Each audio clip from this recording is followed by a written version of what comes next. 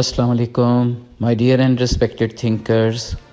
آج یوں ہی خیال آ رہا تھا کہ قید و پابندی کی صحبتیں بھی بڑی ہی ظالم ہوتی ہیں، قیدی کو توڑ کر رکھ دیتی ہیں، اس کے ولولے، جوش اور جذبہ کو کمزور کر دیتی ہیں۔ ہاں، قیدی اگر ذہنی غلامی کا شکار نہ ہو تو پابند سلاسل رہ کر بھی وہ آزاد ہوتا ہے۔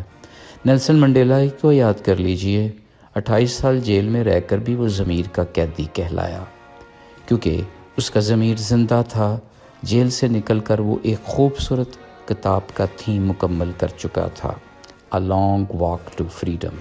لیکن دوسری طرف کچھ ایسے لوگ بھی آپ اپنے ارد گرد دیکھ سکتے ہیں جو بظاہر تو کسی جیل میں قید نہیں، مگر قیدی سے زیادہ قسم پرسی کی زندگی گزار رہے ہیں۔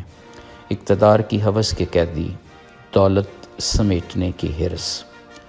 یوں ذہنی غلامی بدترین قسم کی قید ہے جس کا شکار آج کل ہر کوئی نظر آتا ہے۔ اس تناظر میں سیاستدان بھی قیدی ہے جو پارٹی سربراہ کے ہر اچھے بڑے فیصلے پر ہمیشہ سر تسلیم خم کرتا ہے۔ وہ صحافی بھی قیدی ہی ہے جو دوسروں کے اشاروں پر نئے نئے بیانیے تراشتا ہے، لیکن اگر اپنی آزاد منش استعمال کریں تو پھر انہی میں سے کچھ کو پابند سلاسل بھی ہونا پڑتا ہے۔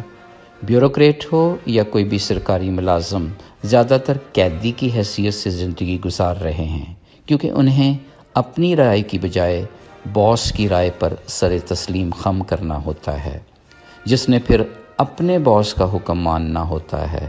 نہ جانے یہ سلسلہ اوپر کہاں تک جاتا ہے۔ یہ کہنا بھی بہت مشکل ہو چکا ہے کہ وقت کا منصف، جج، وکیل قید میں ہے یا آزاد، یہ قید عارضی ہے یا مستقل۔ عوامی سطح پر آ جائیں تو اکثریت قیدی ہی نظر آتی ہے۔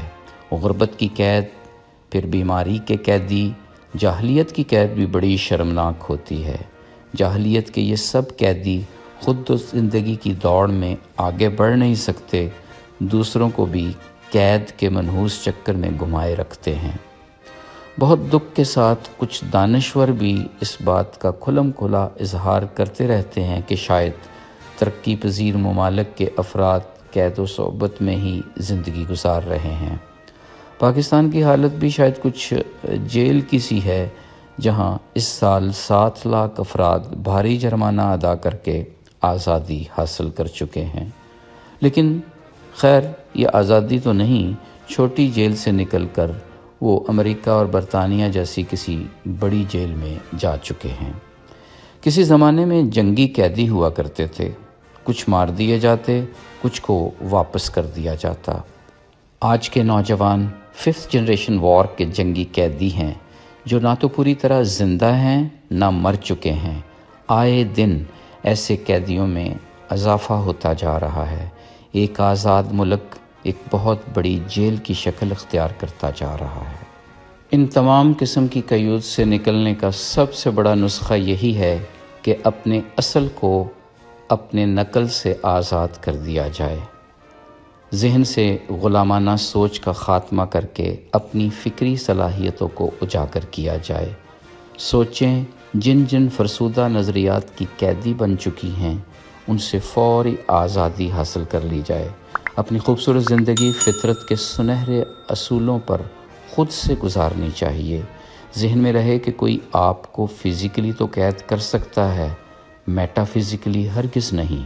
اگر آپ کی روح آپ کے کنٹرول میں ہے تو پھر آپ کا دماغ بھی آپ کی گرپ میں رہے گا۔ آپ اپنے آپ کو ہمیشہ ہمیشہ کے لیے شیطان کی قید سے آزاد کر لیں، پھر آپ کے لیے جیل کی زندگی بھی محل سے کم نہیں ہوگی۔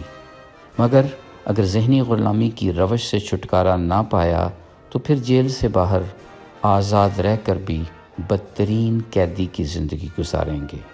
اللہ حافظ۔